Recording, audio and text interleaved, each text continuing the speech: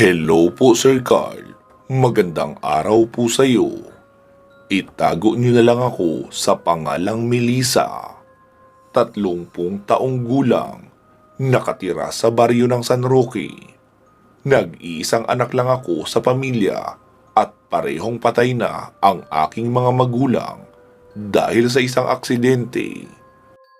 Ang kasama ko ngayon sa buhay ay aking asawa na itago na lang natin sa pangalang Gerald at may 3 na kaming mga anak, isang babae at 2 lalaki. Ang kwentong ibabahagi ko ngayon ay tungkol sa naranasan ko sa isang aswang na muntik nang mapatay ang aking unang anak na lalaki.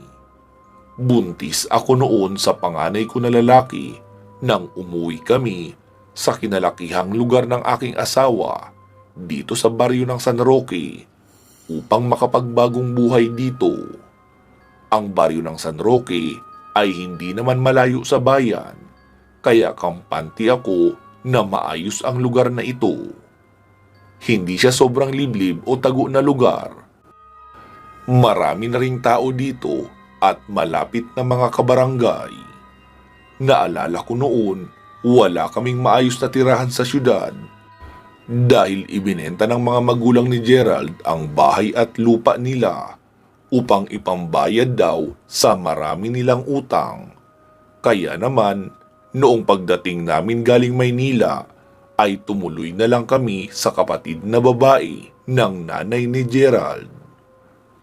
Noong dumating kami sa baryo, gabi na iyon at maulan. Kaya nagpasalamat kami dahil napakabait ng tiyahin ng aking asawa. Lahat ng mga pangangailangan namin ay ibinigay nila. Habang isinasara ko ang bintana sa kwartong pinagpatuluyan sa amin, ay bigla na lamang tumayo ang aking balahibo dahil sa aking nakita sa labas ng gate. Kinakabahan ako na hindi ko maipaliwanag. May nakita akong isang may edad na babae nakatayo sa gilid ng puno ng atis. Nakamamangha ang maganda at straight niyang buhok. Maputi siya, sobrang ganda kahit pa nga may edad. Nakangiti siyang nakatingin sa akin. Maganda rin ang kanyang kasuotan. Bigla akong napasigaw sa kaba nang hawakan ako ng mister ko sa aking likod. "Uy, ayos ka lang?" Tanong niya pa sa akin. Pati siya kasi ay nagtataka rin kung bakit ganoon ang reaksyon ng mukha ko. "Oo, ayos lang ako. Wag mo kasi akong ginugulat."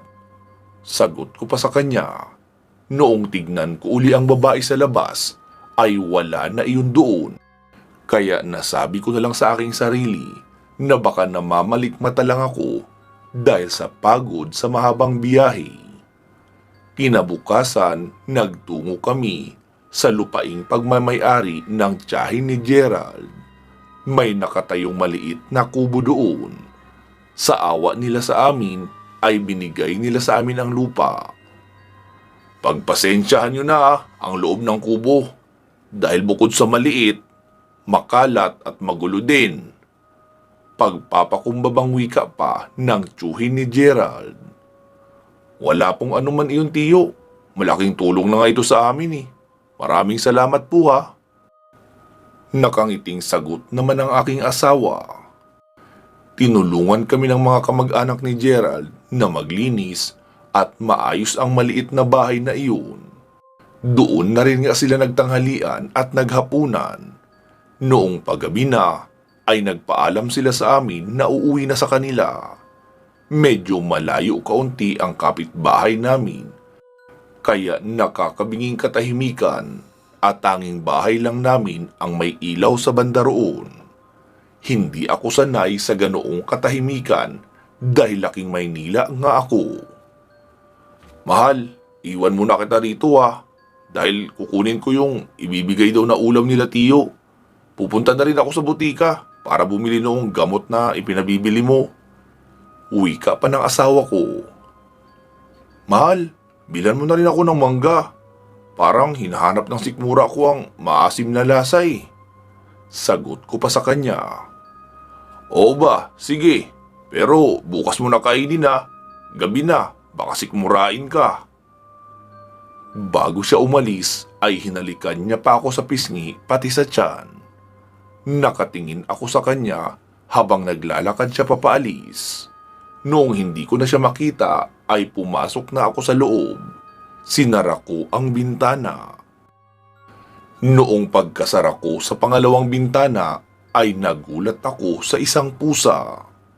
Nadagdagan pa ang gulat ko noong makita ko sa refleksyon ng salamin iyong may edad na babae na nakita ko noong nakaraang gabi. Nakatayo siya sa labas ng pintuan. Noong tumalikod na ako upang tignan na sana siya, ay nanlamig naman ako sa takot. Nagtaka ako sa kakaiba kong nararamdaman, bagamat walang nakakatakot sa mukha o postura noong matanda. Pero natatakot talaga ako sa kanya. Tinignan ko sa labas ng pinto para siguraduhin kung naroon ba, pero wala namang tao. Noong mapatingin ako sa bandang ibaba ay nakita kong may supot na iniwan doon. Kaya binuksan ko ang pintuan at kinuha ang supot.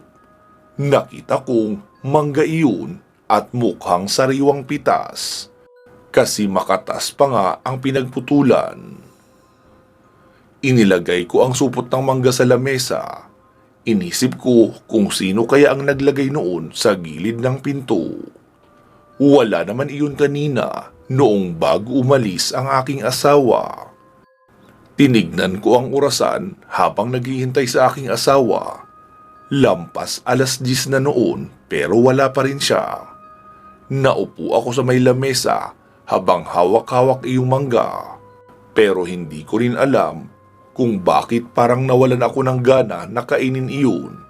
Kaya pumasok na lang ako sa kwarto para matulog. Sa antok ko ay mabilis naman akong nakatulog.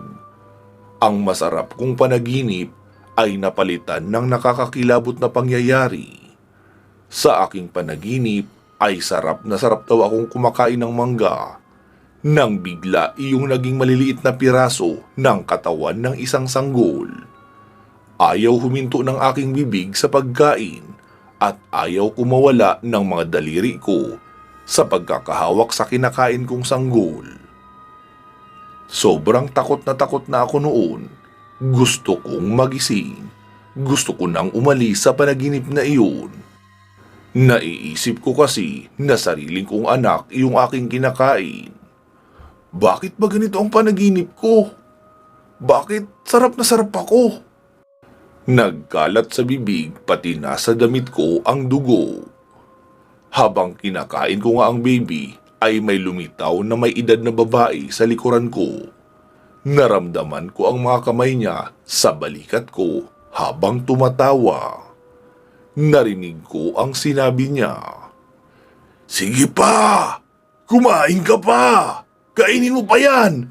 Ubusin mo! At wag na wag kang magtitira! Tinanong ko ang matanda kung sino siya. Ngunit tumawa lang iyon at hindi ako sinagot. Naramdaman ko ang paggalaw ng tiyan ko hanggang sa sumakit iyon. Katagalan ay sumakit pa nga lalo. Napayuko na ako sa sobrang sakit. Patuloy na tumatawa ang babae sa aking likuran habang ako naman ay nahihirapan. Sumisigaw na ako dahil sa sobrang takot dahil may lumalabas na rin na dugo sa aking bibig. Sinusuka ko na ang aking kinakain. Nakakatakot ang tunog ng paligid pati na rin iyong boses ng babae. Hinawakan niya ang aking tiyan, pinisil-pisil bago dinilaan ang kanyang matatalim na kuko. Gusto ko siyang pigilan ngunit ayaw gumalaw ng aking katawan. Parang mawawalan na ako ng malay sa sobrang takot at kaba. Hindi ko na makita ng malinaw ang aking paligid. May boses akong naririnig na tinatawag ang aking pangalan, kaya bigla akong napadilat. Tuwang-tuwa kong niyakap ang aking asawa. Nagtataka siya dahil hingal na hingal daw ako. Punong-puno ng pawis ang aking mukha. Hindi pa rin nawawala ang aking takot at kaba. Oh, ano bang nangyayari sa'yo? Bakit ka pawis na pawis at parang takot na takot? Pag-aalalang tanong pa sa akin, tinignan ko ang aking dalawang kamay kung may dugo ba. Kinuha ko rin ang salamin para tignan ang aking mukha. Lumabas ako ng kwarto at tinignan sa lamesa ang supot na may mangga. Nanlaki sa pagtataka ang aking mga mata kung bakit wala sa lamesa ang isang supot na mangga. Tinanong ko ang aking asawa kung kinain niya ba. Lalo pa nga akong kinabahan sa kanyang sagot. Hindi raw at wala naman siyang nakitang mangga sa lamesa. Sinabi ko naman na sigurado akong may mangga doon noong gabi. Sabi niya rin na pagdating niya ay wala naman daw siyang nakita na kung ano sa ibabaw ng lamesa. Wala naman daw sigurong ibang kakain dahil dadalawa lang naman kami sa bahay. Alam kong hindi nagsisinungaling ang aking asawa dahil hindi rin naman siya mahilig sa mangga. Pero bakit ganun? Malinaw kong naaalala na may nakita akong plastik ng mangga sa labas ng pintuan at inilapag ko iyon sa lamesa. Panaginip lang ba kaya iyon? Wika ko pa sa aking sarili. Bumalik ako sa aking kamalayan noong yakapin ako ng asawa ko at marahang nagtanong kung ano raw ba ang nangyayari sa akin. Sabi ko naman na hindi ko alam. Ikinuha niya ako ng tubig. Tapos noong nakaupo na ako, ay ikinuwento ko sa kanya ang aking naging panaginip. Nang marinig niya ang aking kwento, ay nag-alala siya, lalo na sa baby na ipinagbubuntis ko. Kaya pagkatapos naming mag-agahan, ay pumunta kami sa malapit na health center upang mapatignan ang kondisyon ng kalusugan ko pati na ng sanggol. Ayon naman sa doktor ay maayos naman ang kalusugan ko pati na ang baby sa aking sinapupunan. Mabuti at wala naman pala tayong dapat ipag-alala. Parehong maayos ang kalagayan niyo ni baby. Wika pa ni Gerald. Sinang-ayunan ko na lang ng pagngiti ang kanyang mga sinabi para hindi rin siya mag-alala sa amin ng kanyang anak at para makapag-concentrate siya sa kanyang unang pasok sa trabaho. Dumiretso na kami sa bahay ng tiyahin niya na itago na lang natin sa pangalang Daday. Dito muna kita iiwan para may makausap ka at may kasama na rin. Hindi yung nag-iisa ka lang sa bahay. Wika pa ng asawa ko.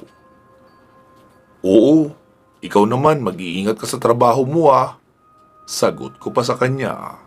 Hinalikan niya ako sa pisngi bago siya naglakad papaalis. Mag-isa lang din naman sa bahay nila si Tia Daday dahil nasa trabaho ang kanyang asawa at nasa eskwelahan naman ang tatlo niyang anak. Tara, pasok na tayo sa loob. Umupo ka muna dyan Maghahanda lang ako ng merienda natin para meron tayong pagsaluhan habang nagkikwentuhan. May pananabik niya pang wika. Huwag na po kayong mag-abala maghanap ng merienda. Hindi naman ako nagugutom. Sagot ko naman sa kanya. Mabait na tao po iyong si Tia Daday. Masiyahin at madaldal rin. Ano ka ba? Masarap magkwentuhan habang may pinagsasaluhan. Wika niya pa nang nakangiti, kaya hindi ko na rin siya kinontra. Nakinig na lang ako sa kanyang mga kwento. Iha, alam mo ba na may namatay na buntis sa kabilang baryo noong nakaraang linggo lang? Ha? Talaga po? Pagtatakang tanong ko pa. Oo, ito pa. Hindi raw simple ang dahilan ng pagkamatay ng buntis na iyon. Ayon sa tsismis ng aking kumari dyan, inaswang daw yung buntis. Noong marinig ko ang salitang inaswang sa kanya, ay doon na ako uli natakot. Ha? Inaswang po? Papaano? Tanong ko pa dahil gusto ko ring malaman kung papaano nangyayari ang pangaaswang. Hindi malinaw ang kwento, ihay. kung papaano. Basta nakita na lang daw kinaumagahan iyong buntis na wala ng buhay at wala na rin ang sanggol sa tiyan. Pero bago pa raw iyon mangyari, ay nasabi niya sa kanyang asawa na nakakaranas daw siya ng pagpaparamdam. Ha? Anong pagpaparamdam naman po? Putol ko pa sa kanyang pagkikwento. Umiba ng tingin si Tia Daday at nagbuntong hininga. Sabi nila, dalaw daw ng aswang iyon. Ha? Dalaw na aswang? Ulit ko pa sa sinabi niya. Oo, madalas na itong nangyayari dito sa amin. Ngunit hindi naman naniniwala ang mga kapulisan. Ang pagpaparamdam na ginagawa ng dalaw na aswang ay iyong binibisita ang biktima nila sa panaginip ng ilang gabi. Ilang araw kang makakaranas ng ganoong masamang panaginip. Yung aakalain mong totoo, pero hindi pa pala. Biglang bumilis ang pintig ng aking puso sa mga sinabi ni Tia Daday. Ibig sabihin pala ay isa na ako sa sunod na mabibiktima noong dalaw na aswang. Tinapik ako sa balikat ni Tia Daday, kaya naman bigla akong napaatras. Anong nangyayari sa iyo? Bakit bigla kang namutla? Tanong niya pa sa akin. Wala po. Hindi mapakaling sagot ko pa. Siguro, dahil lang yan sa pagbubuntis mo, kaya masyado kang nag-aalala. Teka ha, at ikukuha kita ng mainit na makakain dito. Pinakain niya nga ako ng lugaw na may gata at langka. Iniluto niya raw iyon para may pangmerienda rin pag-uwi ang kanyang mga anak galing sa eskwela. Hanggang sa pag-uwi sa bahay ay iniisip ko pa rin ang mga kinuwento ni Tia Daday. Kung totoo man ang sinabi niya, ano ang gagawin ko? Tanong ko pa sa isip ko. Hindi ako mapakali. Maya-maya pa ay uuwi na ang aking asawa. Kaya maaga na rin akong nagsimula na makapagluto ng hapunan. Wala ako sa sarili habang hinahalo-halo yung aking niluluto. Bigla akong nahilo at tinignan ko ang aking niluluto ay isa ng sanggol na nasa loob ng kaserola. Narinig ko rin ang iyak ng sanggol, pati na ang tawa ng isang babae. Hindi ito totoo. Paulit-ulit na sinasabi ko sa aking sarili. Napaatras ako, natumba at nawalan ng malay. Pagdilat ko ay may kamay na sa loob ng aking tiyan. Malinaw kong nakikita ang mukha ng isang pangit na babae, kaya napasigaw ako sa takot. Sinusubukan niyang hilahin papalabas mula sa loob ng aking tiyan ang sanggol. Hinahawakan ko ang kanyang kamay para pigilan siya, pero naunahan niya ako. Naipasok niya na nga sa aking tiyan ang kanyang kamay. Para siyang isang baliw na tumatawa ng nakakatakot. Sumigaw ako sa sobrang sakit. Lalo akong natakot dahil maraming dugo ang lumalabas sa akin. Nararamdaman kong mailalabas niya na ang aking sanggol sa sinapupunan. Patuloy ko siyang pinipigilan, ngunit wala na akong lakas para manlaban. Ang tanging ginawa ko na lang ay magdasal na sana makawala na ako sa bangungot na iyon. Nagising na lamang ako sa tapik ng aking asawa. Ayon pa sa kwento nito, nadatnan niya raw ako na nakahiga sa may sahig na kawayan ng aming bahay. Iyon namang niluluto ko ay naubusan na ng kahoy, kaya naman kusa nang namatay at hindi nasunog ang niluluto kong sinabawang gulay. Pilit niya raw akong ginigising, pero hindi ako magising, kaya binasa niya ng tubig ang kanyang kamay at iyon ang marahang itinatapik sa mukha ko. Naisip ko rin na malaking tulong kaya ako nagising ay ang pagdarasal ko sa aking panaginip. Kinausap ko ang aking asawa at ikinuwento sa kanya ang mga pinagdadaanan ko tungkol sa aswang na dumadalaw sa panaginip. Pinuntahan namin si Tia Daday at tinanong kung may alam ba sila kung papaano ako makakawala sa dalaw ng aswang na iyon. Dumiretso kami sa kakilala nilang manggagamot na itago na lang natin sa pangalang Monsoy. Sa narinig ko na sinabi ng manggagamot na totoo raw ang hinala ko, dinadalaw ako ng aswang at ako na ang susunod na bibiktimahin. Mabuti raw at maaga kong nalaman ang pagpaparamdam ng aswang at pumunta ako agad sa kanya. Paparating pa naman ang kabilugan ng buwan sa susunod na araw, kaya kailangan mas lalo akong mag-ingat at maghanda. Tang, ano pong maaari naming gawin? Pag-aalalang tanong pa ni Gerald.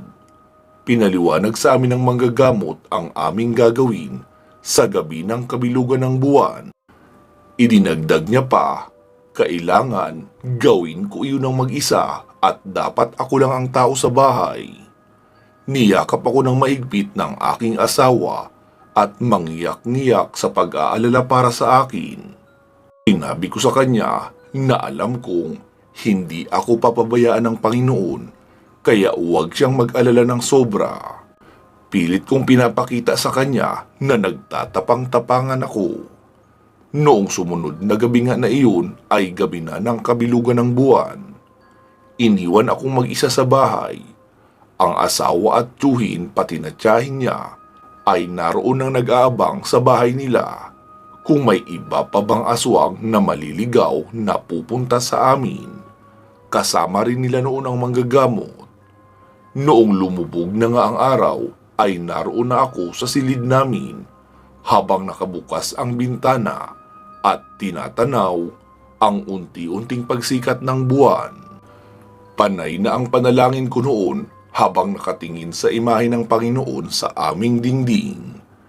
Kahit natatakot ay iniisip ko na lang na magiging maayos ang lahat basta tatagan ko ang aking loob pati na ang aking pananampalataya sa Diyos. Hindi katagalan ay agad na akong nakatulog. Sa aking panaginip ay meron daw isang sanggol na nasa duyan. Nakatingin iyon sa akin habang nakangiti. Tila isa iyong anghel na nakangiti habang nakatingin sa akin. Noong lalapit na ako sa sanggol, ay bigla ko na lang hindi maigalaw ang aking katawan. Iyong dating malinaw kong paligid ay naging madilim. Noong muli akong mapatingin sa duyan, ay wala na roon ang sanggol. Naroon na iyon karga-karga ng isang babae na isinasayaw at kinakantahan. Nakatalikod ang babae sa akin hanggang sa unti-unting pumihit papaharap. Noong humarap iyon ay hindi na mukhang tao.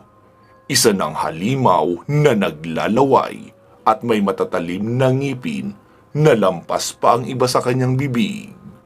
Tumatawa iyon ng malakas habang pinipiga sa kamay ang sanggol. Narinig ko ang malakas na pag-iyak ng sanggol. Iniisip ko na ang sanggol na iyon ay ang aking anak. Kapag kinain iyon ng aswang ay mamamatay na ang aking anak paggising ko. Hindi iyon maaaring mangyari, wika ko pa sa aking isip. Kaya kailangan may gawin ako. Pero anong gagawin ko? Gayong hindi ko nga maigalaw ang aking katawan. Naalala ko, iyong gabing dinalaw rin ako ng aswang. Hindi rin ako noon makagalaw. Pero nagawan ng paraan matapos kong magdasal ng mataimtim. Tama, magdarasal ako. Wika ko pa sa aking isip at sinimulan ko na nga ang pagdarasal. Naririnig ko ang sigaw ng aswang. Anong gagawin mo, Melissa? Sa pagising mo, pareho na kayong papanaw ng iyong sanggol na dinadala. Hinayaan ko lang siyang magsalita. Pumikit ako at nag-umpisang manalangin sa Panginoon. May mga naririnig pa akong mga sinasabi niya at naririnig ko ang lalo pang paglakas ng iyak noong sanggol. Pero pilit ko iyong binabaliwala at nag-concentrate sa pagdarasal hanggang sa maidilat ko ang aking mga mata. Wala na ako sa panaginip. Nakikita ko na sa harapan ko ang napakapangit na babae na hinahawakan ang aking tiyan. Hindi niya siguro alam na gising na ako. Mabilis ko siyang sinaksak sa kanyang dibdib noong hawak kong pangil na bigay sa akin ng manggagamot. Bumangon ako habang ang aswang ay napapaatras at napasandal sa dingding. "Hindi mo makukuha ang aking anak!" Pasigaw na wika ko pa sa kanya. Noong hahawak siya sa aking tiyan ay binunot ko ang pagkakasaksak ng pangil sa kanyang dibdib. Saka muling isinaksak naman sa dibdib pa rin at buong lakas ko iyong idiniin sa abot ng aking makakaya. Malakas daw ang orasyon ng manggagamot sa pangil na iyon, kaya mahihirapan iyong labanan ng aswang. Napansin ko rin ang kanyang panghihina at bumagsak sa sahig. Nabitawan ko ang pangil habang naroon pa sa dibdib ng aswang. Hindi ko alam kung namamalikmata lang ba ako kasi parang nalusaw ang katawan noon at naging abo. Biglang bumukas ang pinto ng bahay at nag-aalalang pumasok sa kwarto namin ang aking asawa. Nakasunod din sa kanya sina Tio at ang albularyo. "Mahal, wala na ang aswang! Napatay ko na siya!" Naiiyak sa tuwa ko pang wika sa aking asawa. Naramdaman kong may likidong lumalabas sa aking puwerta, kaya hinawakan ko ang dumadaloy sa aking hita at nakita kong dugo nga iyon. Kinabahan ako bigla. Pinaupo ako ng albularyo at pinakuha ng basong may tubig ang aking asawa. Inorasyonan niya iyon at ipinainom sa akin. Tapos sinabing dalhin pa rin daw ako sa ospital sa kinabukasan upang makasiguro sa kalagayan ng aming anak. Pero ligtas na raw ako. Kinabukasan ay nagtungo kami sa doktor at sa awa ng Panginoong Diyos dahil ligtas ang anak ko. Malusog naman daw iyon, sabi pa ng doktor. Hanggang sumapit na nga ang araw na ipapanganak ko na ang aking anak at naging matiwasay naman ang lahat. Wala nang naging pagpaparamdam pa uli ng aswang at nailuwal ko nga ang malusog na batang lalaki. Lubos akong nagpapasalamat sa Diyos dahil sa proteksyong ibinigay niya sa amin ng anak ko, pati na rin sa lakas ng loob na ibinigay niya sa akin para harapin ang panganib ng aswang. Hanggang dito na lang ang kwento kong ito, Sir Carl. Sana ay may matutunan ditong aral ang iyong mga tagapakinig, lalo na ang mga ina. Basta kapag ina ka, laban lang para sa iyong anak kahit buhay pa ang kapalit. Ayun po, Sir Carl, salamat sa pagkakataon na iyong ibinigay na maibahagi ko itong nag-iisang nakakatakot kong karanasan. More power po sa channel mo. Gumagalang, Melissa. Magandang araw po sa iyo, Sir Carl, pati na rin sa lahat ng mga tagapakinig ng iyong channel. Nagpadala po ako ng sulat o ng email dahil gusto ko ring magbahagi ng aking karanasan at umaasa na sana magustuhan ng ating mga katribo para kahit papaano ay makasama ako sa mga binabahagian mo ng iyong biyaya. Tawagin niyo na lang ako sa pangalang Bianca. Dito po ako ipinanganak at lumaki sa isang probinsya na sakop ng Cavite. Pero itong sa amin ay talagang nasa bahagi ng lalawigan na hindi pa gaanong maunlad. 16 na taong gulang po ako noong maganap itong aking karanasan. Panganay po ako sa 7 magkakapatid. Dahil sa ako ang panganay, kaya ako ang gumagawa ng lahat ng mabibigat na trabaho sa bahay. gaya ng pagluluto, pag-iigib, paglilinis, paghuhugas, pati na rin ang pagtatanim ng kung ano-ano sa loob ng bakuran namin. Sa panahong ito ay maliliit pa ang karamihan ng aking mga kapatid, kaya iyong kasunod ko lang ang maaari kong maging katuwang sa mga trabahong bahay. Isang karpintero po ang aking ama, pero hindi sapat ang kanyang kinikita para sa aming pangangailangan, gaya ng pagkain, damit, o kahit sa panggamot kung sakali mang may magkasakit. Idagdag pa na meron kaming mga utang sa tindahan na imbis mabawasan ay lalo patuloy lumalaki. Madalas kasi kami mangutang noon ng bigas kapag malayo pa ang sahod ni Papa at wala na kaming makain. Kapag sa mga pagkakataon nga na wala talagang nagpautang, ay nagtsatsaga na lang kami sa nilagang kamote, kamuting kahoy, mais, o kahit saging na wala pa sa saktong edad para lang malamnan ang kumakalam na sikmura. Ang aking ina naman ay madalas mag-sideline bilang labandera sa mga kapitbahay. Pero iyon nga lang, hindi rin iyon permanente. Depende lang kung may magpapalaba. Maging ako nga ay tumutulong na rin sa hanap buhay sa pamamagitan ng pagtitinda ng banana Q o kamote Q na naaani ko lang din sa harapan ng bahay namin. Dahil sa hirap ng buhay namin ay ipinangako ko na kapag nabigyan ako ng pagkakataon ay hindi ko iyon palalampasin para maiahon ko na ang buo kong pamilya sa hirap. May mga pagkakataon rin na nagpapabayad ako sa isang kapitbahay namin bilang tagalako ng paninda niya na iba't ibang mga kakanin. Sumasama rin ako kay Mama doon sa mga pinaglalabadahan niya para mag-alok naman bilang tagalinis ng bahay, bakuran, o minsan taga-serve kapag may mga pagtitipon. Isang araw, umuwi galing sa syudad ang anak ng isa naming kapitbahay. Tawagin na lang natin siya sa pangalang Mika. Isa siyang katulong o kasambahay sa isang mayamang pamilya sa syudad. 2 taon pa lang siya sa kanyang pinagtatrabahuan, pero malaki na ang kanyang pinagbago. Tumaba ito at pumuti.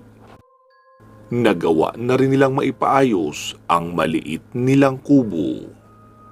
Isang hapon, napadaan siya sa bahay namin at nakita niya ako. Lumapit ito sa akin at nakipagkwentuhan saglit. Sinabi nito sa akin na baka gusto ko rin daw magtrabaho sa syudad bilang kasambahay. Meron daw kasi siyang nakitang nakapaskil sa isang poste malapit sa bahay ng amo niya na nangangailangan din ng kasambahay. Pero sinabi niya sa akin na hindi niya daw kilala ang pamilyang iyon. Karamihan naman daw ng mga pamilyang naroon sa lugar ng kanyang amo ay mayayaman. Baka raw gusto kong makipagsapalaran para makatulong rin ako sa pamilya.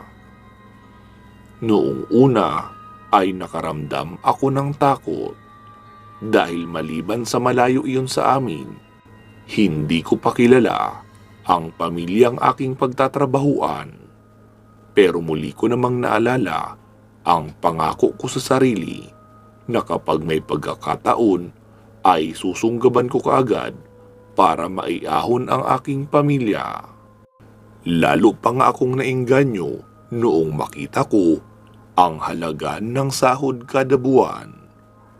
Naroon din kasi sa poster ang halaga ng sahod na tatanggapin. Kaya sinabi ko kay Mika na sige. Sasabay ako sa kanya pagkabalik niya ng syudad dahil interesado ako sa trabahong iyon. Kinahapunan nga, pagka-uwi nila mama at papa ay agad kong ikinuwento ang tungkol sa trabahong gusto kong pasukan. Noong una ay ayaw pumayag ni mama na pumunta ako sa syudad dahil baka kung ano raw ang mangyari sa akin doon. Ipinaliwanag ko naman sa kanila na hindi naman kalayuan sa pinagtatrabahuan ni Mika ang papasukan ko. Kung sakali man ay kay Mika ako tatakbo, at kung sakaling may mangyari man sa akin ay naroon din naman si Mika na makakapagsabi sa kanila. Kaya hindi katagalan ay napapayag ko rin ang mga magulang ko, lalo na at iyon na ang pagkakataon na hinihintay ko para makaipon at makatulong sa kanila. Matapos naming maghapunan ay tinawag ako nila mama at papa sa hapagkainan. Naroon na kasi sa silid ang mga kapatid ko. Kinausap nila ako ng masinsinan. Pumapayag daw sila basta palagi akong susulat. Palagi rin daw akong mag-iingat. Kahit nasa syudad na raw ako, ay hindi ako dapat magpakakampante. Kailangan ko raw maging maingat at mapagmatsyag sa paligid, lalong-lalo na sa mga taong hindi ko kakilala. Sinabihan din naman ako ni Papa na huwag ko raw kakalimutan ang mga bagay na pangontra sa aswang. Mas delikado raw sa syudad dahil marami ang tao doon at hindi ko kilala ang kanilang mga pagkatao. Sa mga panahong ito ay nataon naman kasi na napapabalitang may gumagalang aswang sa probinsya namin, pati na rin sa syudad. Kaya gano'n na lamang ang kanilang pag-aalala. Sinabihan ako ni Papa na palaging magdala ng kalamansi at ipatak iyon sa lahat ng kakainin ko. Iwasan ko rin daw ang kumain sa kung saan-saan. Binigyan din ako ng lana na nakalagay sa isang maliit na bote. Malalaman ko raw na may aswang kapag kumulo iyon. Matapos ng aming masinsinang pag-uusap, ay nagpasalamat ako kina Mama at Papa dahil naiintindihan nila ang dahilan ko kung bakit gusto ko talagang magtrabaho sa syudad, pati na rin sa walang sawa nilang pagpapaalala kung papaano ko mapoprotektahan ang sarili ko, lalo na kapag malayo na sila sa akin. Kinabukasan nga noon ay sabay na kaming nagtungo ni Mika sa syudad. Hindi ko na lang po babanggitin ang totoong pangalan ng lugar dahil siguradong wala namang maniniwala, lalo kapag dito mismo sa Kalakhang, Maynila naganap. Ang buong akala ko ay malapit lang talaga sa bahay ng amo ni Mika ang bahay na papasukan ko. Iyon pala ay malayo pa. Kailangan sumakay ng tricycle. Pagkababa ng bus ay sumakay kami ng tricycle patungo sa address na naroon nakasulat sa papel. Pagkarating namin sa harapan noong gate na nakasulat nga sa papel, ay pinindot ni Mika ang doorbell. Bumukas iyon tapos nakita namin ang isang lalaki na may edad na. Marami na rin itong puting buhok. Sinabi ni Mika na mag-a-apply ako noong trabahong naroon at kung bakante pa iyon. Tumango naman ang lalaki at sinabing tumuloy na raw kami sa loob. Sabi naman ni Mika na ako na lang ang tumuloy dahil kailangan niya ng dumiretso sa bahay ng amo niya. Kahit kinakabahan ay tumuloy na lang din ako. Kasi ano pa nga ba ang dapat kong gawin? Iyon naman talaga ang ipinunta ko doon. Noong nakapasok na ako sa gate, ay mataman kong pinagmasdan ang matandang lalaki na nagbukas sa akin.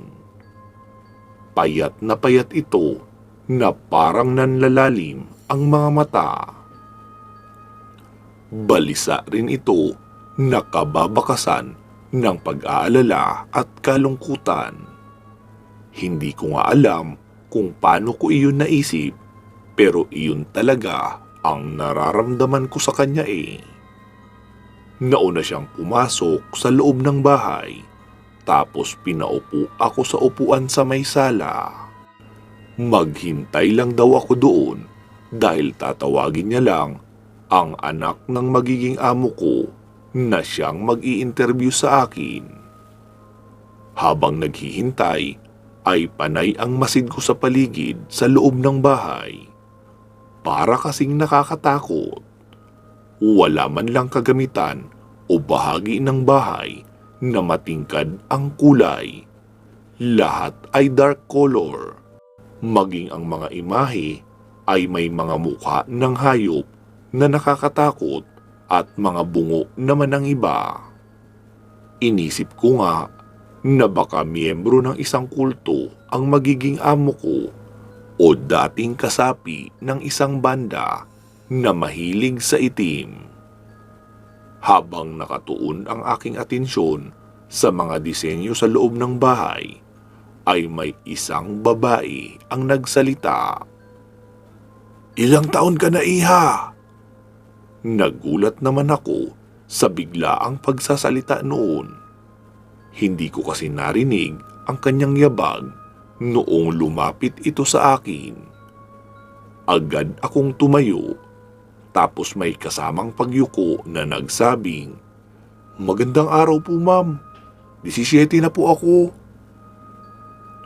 "Ako nga pala si Remedios, pero tawagin mo na lang akong Remy." "Ah, sige po. Ako naman po ma'am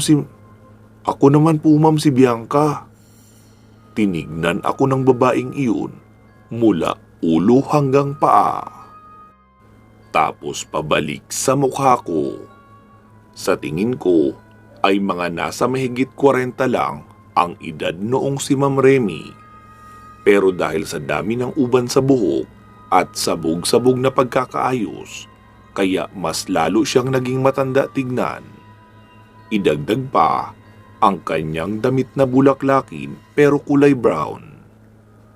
Ilang saglit iyong nakatitig sa may bandang leeg ko, kaya naisip kong baka may dumi ako doon, kaya napayuko ako upang tignan.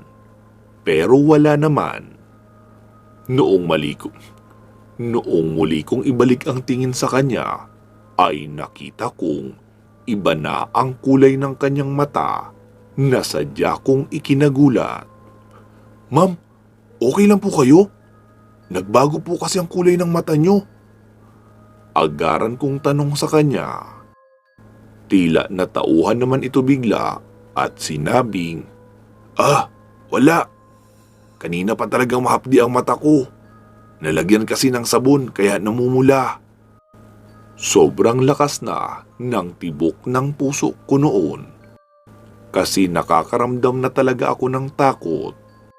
Kung dahil lang kasi iyon sa pagiging mahapdi, bakit ang bilis bumalik sa normal na kulay? "Sige, pwede ka nang magsimula agad ngayon, iha." Wika pa nito sa akin. "Domeng, ikaw na bahala dito kay Bianca. Ituro mo na lang ang kanyang kwarto na pagtutulugan. Turuan mo na rin ang kanyang mga gagawin." "Opo, ma'am." Sagot pa noong matanda na sa tingin ko ay mahigit 50 na siguro ang edad. "Maiwan na kita dyan, iya ha." Wika pa ni Ma'am Remy. "Sige po, ma'am. Maraming salamat po sa pagtanggap nyo sa akin. Makakaasa po kayo na gagawin ko ng maayos ang lahat ng gawaing ibibigay sa akin." Wika ko pa dito. Tumango lang iyon at umalis na. Noong makaalis na si Ma'am Remy, ay lumapit na rin si Mang Doming. Iha, naroon sa may tabi ng kusina ang magiging tulugan mo. Matapos kong mailagay ang dala kong isang maliit na bag sa silid na itinuro sa akin ni Mang Doming, ay ang kusina, CR, pati na ang bodegang pinaglalagyan ng kung ano-anong mga gamit ang itinuro nito sa akin. Itinuro niya rin ang isang pinto sa ilalim ng hagdan paitaas. Sabi niya, mahigpit daw na ipinagbili ni Ma'am Remy na wag bubuksan ang silid na iyon. Pagkakasabi niya lang noon ay tila nagkaroon na naman ako ng karagdagang pagdududa. Iha, bali, 4 tayo sa bahay na ito. Ikaw, ako, si Ma'am Remy, at ang kanyang ama na nakaratay na sa higaan sa isang silid sa itaas. Ilang beses rin daw sa isang linggo ako papasok sa silid na iyon para maglinis. Tiisin ko na lang daw ang kung anumang maamoy o makita ko doon. Tapos dinala niya na ako sa hardin sa likuran ng bahay. Iya, ito naman ang munting hardin ni Ma'am Remy. Wawalisan mo ito araw-araw. Iingatan mo ang pagdidilig ng mga halamang may bulaklak. Dahil nagagalit si Ma'am kapag nalalaglagan ng bulaklak ang mga halaman niya. Nakita kong panay ang lingon ni Mang Doming sa may pintuan sa kusina na nilabasan namin. Tapos tumitingin rin siya sa bintana sa may itaas. Mang Doming, bakit po parang balisang-balisa kayo? Iya, babalaan na kita ng maaga ha. Hindi normal ang mag-amang iyan. Kaya mag-iingat ka sa kanila. Huwag kang kakain ng kahit anong pagkain na ibibigay nila sa iyo. Pero tanggapin mo lang din para hindi magalit. Tapos sabihin mo sa kwarto mo na lang kakainin. Ang kakainin mo lang ay ang pagkain niluluto ko para sa ating dalawa. Ha? Bakit po? Mga aswang po ba sila? Muli siyang lumingon sa pinto bago tumango. Huwag kang maingay iya na sinabihan kita. Basta kapag nakaramdam ka ng kakaiba, ay tumakbo ka na lang kaagad papalabas. Nakikita mo iyang yero sa may pader sa likuran ng puno? Opo. May butas yan. Kapag inatake ka nila, ay tumakas ka na, diyan ka dumaan. Pagkalabas mo sa butas na iyan, ay may makikita kang makitid na daan pakaliwa. Masukal ang daan na iyon, pero baybayin mo lang. Pagkalabas mo sa dulo, ay nasa tapat ka na noon ng paradahan ng tricycle. Meron pa sanang sasabihin si Mang Doming. Kaso bigla na akong tinawag ni Ma'am Remy habang naroon siya sa may kusina. Linisin ko raw ang silid ng kanyang ama. Sa pagkakataong iyon ay pakiramdam ko pinagpapawisan na ako ng malamig. Hindi ko alam kung susundin ko ba ang utos ni Ma'am o tatakbo na ako papaalis sa bahay na iyon. Pero noong biglang nagsalita si Ma'am Remy na may pagtataray na, ay parang nahila na lang bigla ang katawan ko at nagtungo sa bodega. Sabi kasi ni Mang Doming na kung magpapalinis daw ng kwarto ng ama si Ma'am Remy, ay timba na may sabon, basahan at brush ang dalhin ko. Matapos makuha ang mga gagamitin, ay umakyat na ako sa ikalawang palapag ng bahay. Nakita kong naroon si Ma'am Remy nakatayo sa may pintuan ng isang silid. Tila nanghihina ang aking mga tuhod sa bawat hakbang papaakyat na ginagawa ko. Nahihirapan na ako noon mag-isip ng maayos dahil nilulukuban na ako ng takot. May kakaibang aura kasi si Ma'am Remy nang makita ko siyang nakatayo sa may pinto. Noong nasa tapat na rin ako ng pinto, ay binuksan niya iyon at pinapasok ako. Ipinagdarasal ko na lang na sana makalabas pa ako doon ng buhay. Nagsisisi na rin ako noon na bakit ba kasi hindi ko muna inalam ang background ng papasukan kong trabaho bago sumugod. Pero ano pa nga ba ang magagawa ko? Naroon na ako. Pagkapasok ko sa silid, ay sandali ko pang inilibot ang aking paningin para maka-adjust sa dilim.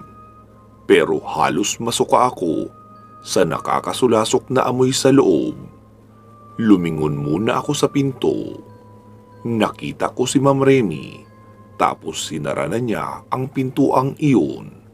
Doon ko na nga hinila ang damit ko papunta sa aking ilong para hindi ko gaanong malanghap ang mabahong amoy na iyon. Noong maka-adjust na ang aking paningin sa dilim, ay nakita ko ang isang matandang lalaki na nakaratay sa higaan. Matandang-matanda na iyon na para bang mamamatay na. Hindi na nga gumagalaw. Paminsan-minsan ay napapansin kong humihinga pa naman. Ilang minuto ko pa iyong pinagmasdan. Nakita kong marami siyang sugat sa katawan at sa mga braso na mukhang inuud na. Dali-dali kong isinawsaw ang kamay ko sa timbang may sabon at iyon ang aking sininghot para hindi ako masuka sa amoy ng nabubulok na laman.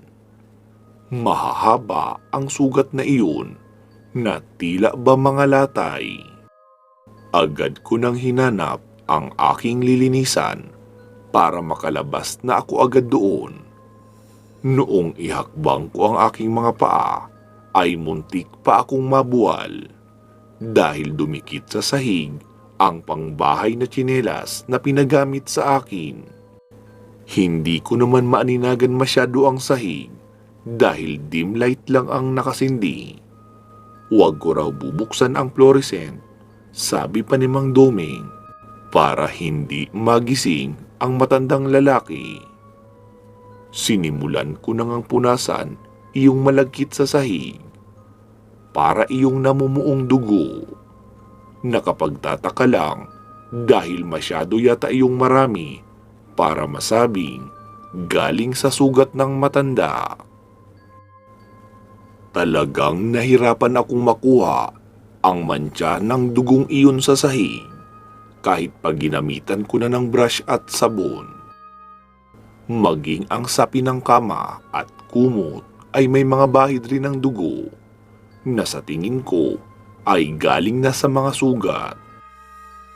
Noong matapos ko na iyong makuskus ng mahigit kalahating oras, ay nagpasya na akong bumaba para banlawan muna iyong basahan at magpalit na rin muna ng tubig sa timba. Dodoblihan ko pa kasi ng pagsabon ang sahig. Noong makalabas ako ng silid, ay nakita kong lumabas rin sa kabilang kwarto si Ma'am Remy. Pero ibang-iba na ang itsura nito. Parang mas lalo pa yatang naging magulo ang kanyang buhok. Diretso itong naglakad papalapit sa akin. Hindi umiimik at hindi rin kumukurap ang mga mata. Tila naipako ako sa aking kinakatayuan at hindi makagalaw. Mukhang may gagawin ng hindi maganda sa akin ang aking among si Ma'am Remy. Noong 3 hakbang na lang ang layo nito sa akin, ay biglang may nagsalita sa likuran niya. Ma'am Remy, dumating na po ang order niyong atay at mga laman loob ng baka. Naantala daw po ang pagdating dahil nasiraan ang delivery van na supplier natin. Nahinto sa paghakbang papalapit si Ma'am at nilingon si Mang Doming. Naroon na po iyon sa silid sa ibaba. Muli pang wika ng matanda. Pagkarinig noon ay dali-daling bumaba si Ma'am Remy at pumasok sa silid sa ilalim ng hagdan. Tara na, Bianca! Banlawan mo na iyang basahan dyan sa timba para mapalitan mo na rin ang tubig. Dali-dali kong binitbit ang timba at sumunod na rin kay Mang Doming. Pagkarating sa kusina ay sinabi ko dito, Mang Doming, ayoko na po dito. Aalis na po ako. Saglit niyang sinilip ang pinto sa may ilalim ng hagdanan, tapos sumenyas na sige raw. Kaya dali-dali na akong pumasok sa silid na pinaglagyan ng aking bag. Naalala ko ang maliit na botelyang may lana na ibinigay sa akin ni Papa. Nakita kong tuloy-tuloy iyon sa pag-apaw. Naisip kong walang duda, totoong aswang talaga ang mga tao roon, maliban siguro kay Mang Doming. Sinamahan ako ni Mang Doming hanggang doon sa may butas ng pader na tinakpan niya ng yero. Sige na, iha, bilisan mong maglakad. Malapit nang dumilim o, baka masundan ka pa. Paano po kayo? Tanong ko pa sa matanda. Huwag kang mag-alala, hindi nila ako papatayin.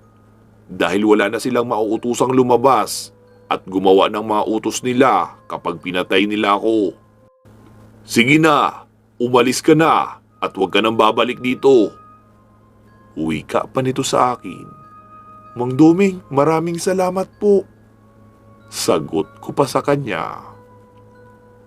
Agad na noong tinakpang muli ang butas gamit noong yero, saka nagmadali na rin ako sa paglalakad. Kakaiba ang pakiramdam sa kasukalang iyon, parang nakakakilabot na maraming nakatinging mga mata. Kaya lakad-takbo na ang ginawa ko. Kahit pa nakailang beses na akong nadulas, dahil sa medyo basa na putik ang aking dinadaanan, ay tuloy-tuloy lang ako. Hindi ko na rin alam kung bakit bigla na lang bumuhos ang aking luha habang tumatakbo, at patuloy na nagdarasal sa Panginoong Diyos na sana makarating ako sa bahay namin ng ligtas. Makalipas ang mahigit 15 minuto na paglalakad-takbo, ay nakita ko na ang paradahan ng tricycle. Agad na akong sumakay. Sabi naman ng driver, Okay ka lang, iha? Anong nangyari sa'yo? Hindi ko na sinagot ang tanong niya. Sinabi ko na lang, Pakihatid po ako sa highway kung saan may dumadaang bus. Kahit halatang may pagtataka sa mukha, ay pinatakbo na rin noon ang tricycle. Noong makasakay na nga ako ng bus, ay nagsimula na namang bumuhos ang aking luha. Gustong-gusto ko na talaga noon humagulgol, pero pinipigilan ko lang kasi nasa bus pa nga ako.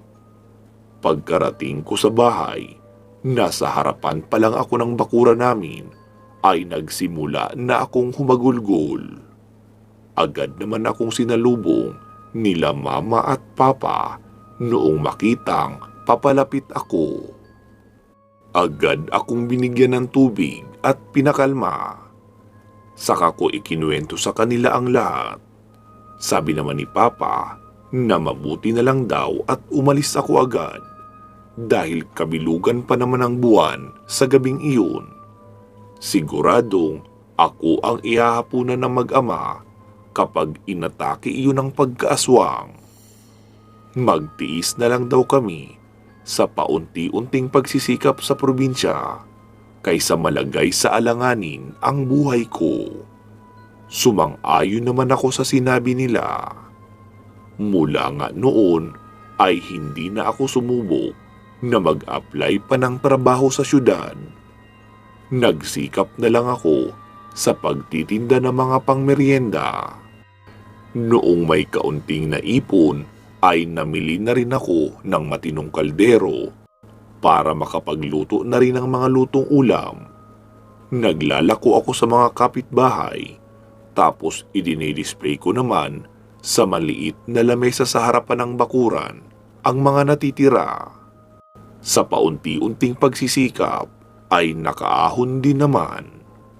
Sa kalaunan nga ay nakapagpatayo na rin ako ng maliit na tindahan. Kaya sama-sama na doon sa tindahan ang lutong ulam, pangmeryenda, mga aning gulay mula sa bakuran namin. Hanggang dito na lang po ang kwento ko, Boss Carl. Hindi ko naman po sinasabing huwag magtrabaho sa ibang lugar o sa syudad. Pero siguro ang napulot kong aral sa aking naging karanasan ay dapat alamin muna ang background ng papasukang trabaho. Huwag iyong sugod na lang ng sugod, kahit pa sabihing para sa pamilya ang dahilan. Dahil mas lalong wala ka nang maitutulong sa iyong pamilya kung magiging hapunan ka lang ng mga nilalang na tinatawag nilang aswang.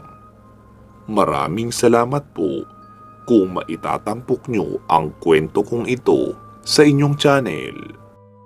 Mag-iingat po kayo palagi at hanggang sa muli.